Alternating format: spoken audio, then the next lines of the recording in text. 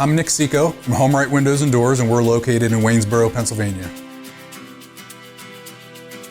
So we do vinyl replacement windows, we do steel and fiberglass entry doors, we do aluminum storm doors, and we do sliding patio doors, all made by Provia. The windows are a vinyl replacement window, and it could be anything from double hungs to casements to bay and bow windows and everything in between. So when somebody calls in the office and needs an estimate, they get Roxanne on the phone typically, and she would schedule an appointment for me to come out and take some measurements, provide some literature, go through what options we have, and then I would follow up within about 24 to 48 hours with an estimate with all the details of the products as well as the installed price.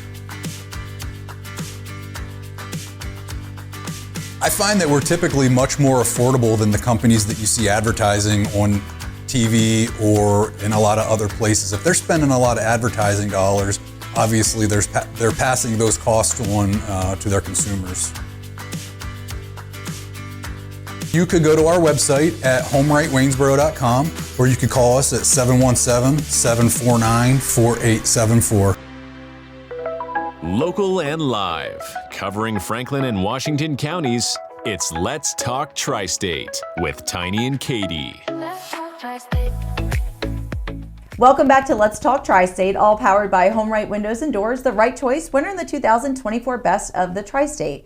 We have a returning guest with us today. We have Ethan Reynolds from Mighty Dog Roofing. Good morning. And good morning. Thank you for coming back. Yes. And hopefully we didn't scare you away too much last time. Not too bad. And I know today we're not going to really focus on Mighty Dog Roofing. We did a lot of that the last time. Yep. But you really wanted to showcase your involvement in the community, and you brought your beautiful wife, Haley, with you today.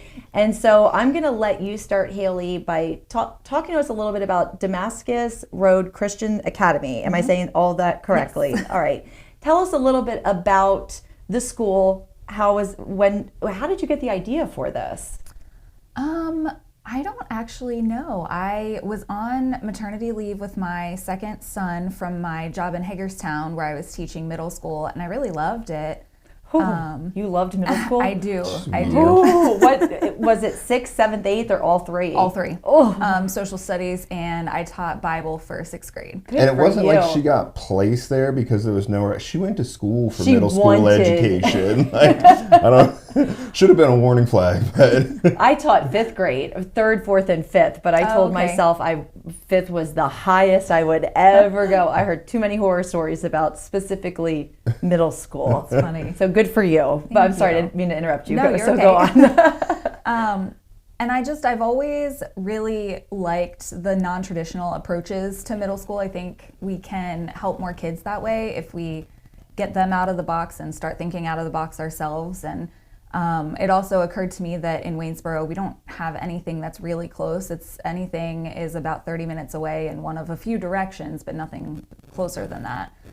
So I thought there would be, a good market for it. And so I prayed about it, and I talked to my family about it, and they prayed about it, and we all just felt like this is what we should do. So I pretty much roped in my entire family, my parents, my sister, my husband, and all of us, we were like, we don't really know what we're doing, but we're just gonna step out.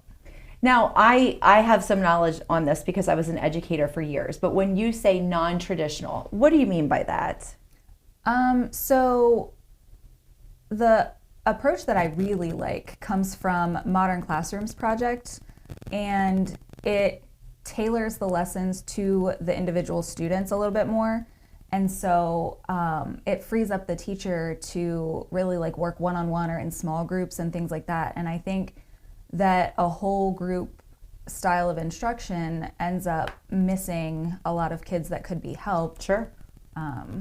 So I just want to be able to help them individually and tailor things to their needs a little bit more, which is really nice because in a small private school you can do that. Absolutely. It's really, I think every teacher goes into education, with the plan of tailoring lessons for each individual students. But when you have 22, 23, it's hard. It's hard with all different needs and levels, and it is very difficult. So your school is geared toward what grade levels? So for the first year, we're going to open, we know we're going to open preschool through 8th. Wow. If we get, I think it's 6, 9 through 12 students, then we'll be able to hire a high school teacher as well. So right now we have 9 through 12, the waiting list is open. And then enrollment is open for preschool 3 all the way up through 8th grade. Where is the school located? It's in Waynesboro. It's actually located inside the Church of the Apostles building. We're renting their education wing from them. The address is 336 Barnett Avenue in Waynesboro. And so you're going to start pre-K to 8th grade. How many students are you anticipating for each grade level? We're hoping to get 10 per grade level. Okay. That would be ideal for the first year, I think. And then one teacher per the 10 kids up until 8th grade. Sort of. So for the first year, we're going to actually have some grades combined. Okay. So we'll have a preschool teacher, a kindergarten, and then we'll have a 1st through 4th grade classroom, and then a 5th through 8th grade classroom, which will be my classroom. Oh, wow. So you're actually going to get in there and do some of the teaching as well. Yeah. Good for you. I mean, you are definitely qualified, and you've gone through a lot, I'm sure, as a middle school teacher in public education, so you're ready for it. Is there a waiting list right now to attend and enroll in the school? Enrollment is open. Okay. So anybody can go online and enroll their child. And I've only taught in private school. So. Oh, you weren't in public school. Okay, I'm sorry. I went don't know where to public school, but no, I've only ever taught in private school, which wasn't the plan. I didn't think that would be the course, but. And during college, you did your student teaching in public schools, Yeah. so you're familiar with the atmosphere. Oh, yeah. How does, I mean, again, I know a lot about this because I was in education, but how would you say public and private schools differ the most? Wow. I guess the atmospheres are different. The way that kids are cared for, the way that they're spoken about when they're not in the room, is just different. In private school, it just seems like the teachers' hearts are more on display. And in private school, it seems like that's not always true. I think it's more true of individual teachers. Because I had some fantastic, yes, in public school, I had some fantastic teachers. But it just seems like the atmosphere is a little more heavy there. I would agree with that. You seem surprised that she was going to be in the classroom. I don't know why. I thought you were doing administrative duties. Well, that's what it seems like because she is the founder. She's the driving force behind it, had the vision. But even this moment right here is hurting her inside a little bit. She does not like the spotlight. She does not like to be on display unless she's in front of her students. Right. When she's in front of her students, she's a different person. It's Right. wild to see. So I'm been really proud to watch this, her really step out of her comfort zone to make this happen. But yes, that is probably her most burning desire beyond getting the school started is not being the administrator.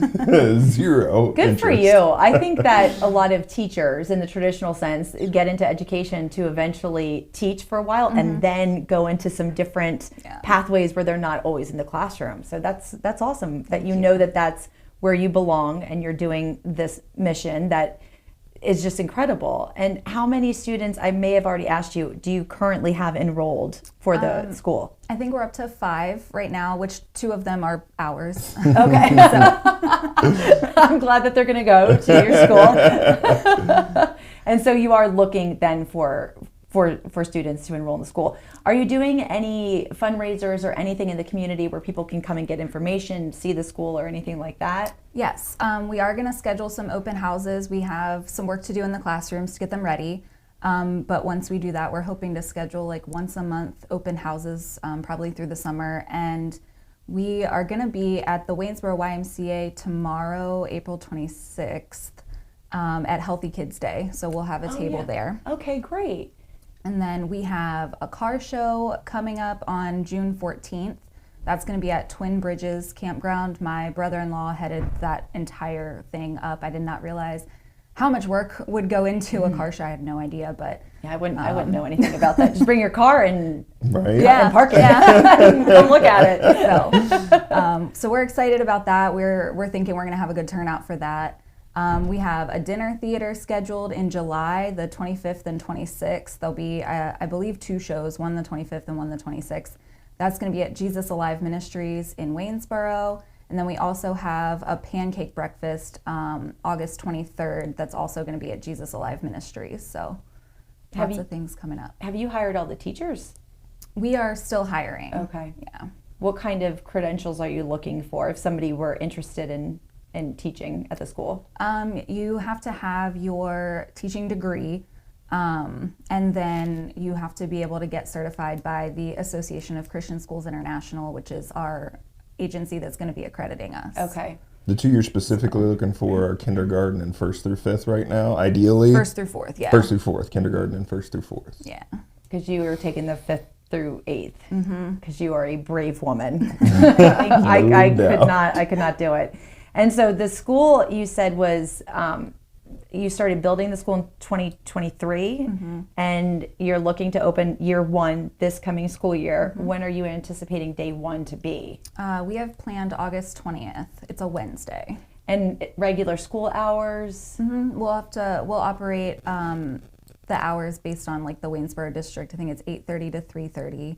And they also are going to be able to provide us with transportation, which is helpful for families. Yeah, that's great. Are there going to be special, we call them specials, gym, music, or is that all incorporated into the classroom environment? We actually have some volunteers to teach some of our specials, so we're hoping to find some more people to fill that out. We have someone working on music, someone working on art right now. Wonderful. So. This is very exciting. It is very exciting and quite an undertaking. But it sounds like you have a lot of family support, and that makes just an enormous difference. It does. My entire family pitched in, like I said, feet first, with no idea how to do any of this. And then we have a fantastic board of friends and church, fellow churchgoers and everything, that they really just believe in the ministry that we're trying to do. What do you think has been the biggest challenge that you've had up until this point in bringing this to life? Well, I would say the biggest challenge was our son had a pretty traumatic fall. It didn't seem traumatic at the time, but he fell down our stairs and ended up having a spinal cord stroke in December of 23. Wow. I don't know exactly what that means. So what people typically hear is a stroke in the brain. Right. Very similar symptoms, but the stroke actually occurs in the blood flow in the spinal cord. And had a very similar effect, actually a little bit worse, because initially he was totally paralyzed from the neck down. Left side came back quicker than the right. There's still some deficits on the right now, 16 months later, but he's been in therapy 4 or 5 days a week for the last 16 months. Oh my goodness. How old is he? 7. He just turned 7. Is he expected to fully recover, or will the... So this is so rare. Yeah, I actually was in healthcare for quite a while and treated hundreds, if not thousands, of stroke victims. Right. Never encountered a spinal stroke. We ended up at Johns Hopkins with him, and even there, they were able to identify it finally 3 or 4 days later. It took them that long to figure out what it was. But it is so rare, especially in children, that they don't know what to tell us as far as expected recovery. Oh my goodness. But he has continued to work. We've continued at Johns Hopkins. We found an awesome therapy group here. We go to Shriners in Philadelphia. We totaled up our mileage for taxes recently, over 10,000 miles driven last year for medical appointments. And all while you're opening the school and you're running a business. Yeah. Wow. Yeah. Wow, that is, you guys are amazing. I can tell that Thank you. your faith is probably very, very important and really helping you get through that. That's tough, that's scary, and I'm sorry to hear that, but I can imagine that really derailed or took some time away from your mission. But how do you feel now, thinking about the fact that you're just a couple months away and you did it, and you're here? Are you just over the moon excited about it? Definitely overwhelmed, very excited. This is something that I, always wanted to do, even as a kid. I was like 7 when I knew I wanted to be a teacher, and I held on to that the entire way through college. And I always said if I had, that you ask kids all the time, if you have $1 million, what would you do? And I always said I would start a school, but I never thought it was realistic. And now here we are. And all this time, this is what God was training and preparing me for, and I had no idea. So. And she still doesn't have the $1 million. So anybody that wants to donate, we would really use it. My next question was, it sounds like you have a lot of family support. How can the community support you? So they can offer to volunteer. Fellow believers can offer to volunteer at the school with their time or their talents. There's tax-deductible donations that we accept for, that can be like a one-time thing or even recurring. And then the gift card program? Yes, we also are members, we do Raise Right gift cards. So you can purchase gift cards for pretty much any of your favorite retail locations or restaurants or any of that. And we get a percentage from those gift card purchases. And it varies based on the place. But if anybody's interested, they can find us on social media. I was just going to say, plug where everybody can find you. Your website is, I know it's on the screen, but just let everybody know who's listening. It's drcaboro.org. And your next what did you say is the next event that you're having where people can get information? It's tomorrow. And can you just go through that one more time? Yeah, we're going to have a table at Healthy Kids Day at the Waynesboro YMCA tomorrow, April 26th. There'll be several of us there. We're actually going to also have face painting for the kids, so definitely come out and talk to us. Is there anything else that we haven't covered, Haley, about the school that you want to make sure everybody knows about before we wrap up here today? I don't think so. Okay. Well, if there's anything we can do to support, let us know. It's very exciting and hoping you all the best in the school year. Thank you so much. Yeah, you're welcome. We'll be right back with Let's Talk TriState. Let's talk TriState.